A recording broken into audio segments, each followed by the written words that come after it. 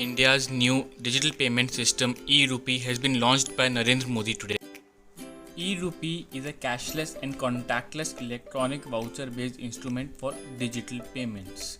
It is a QR code or SMS string-based e-voucher which is delivered to the mobiles of the beneficiaries. It connects the sponsors of the services, that is the person paying the money, with the beneficiaries and service providers in a digital manner without any physical interference.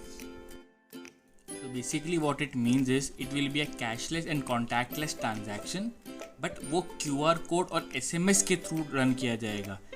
सो इसमें जो sponsor है यानी कि जो person पे करने वाला है अमाउंट, वो डायरेक्टली बेनिफिशियरी यानी जिसके बिहाफ पे जिसको मैं पे करना चाहता हूँ डायरेक्टली उसी को पेमेंट होगा, किसी और इंटरमीडिएट पीपल को नहीं होगा. This system runs its contactless transactions through NPCI, that is National Payments Corporation of India, on its UPI platform, which is in collaboration with Department of Financial Services, Ministry of Health and Family Welfare and National Health Authority. The most important feature of this payment system is it is a person as well as purpose specific app.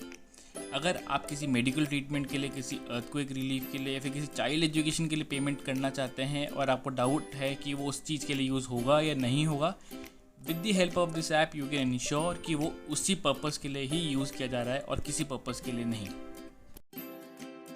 On an organization level as well, the platform ensures that the money is utilized for the specific purpose only for which it was given.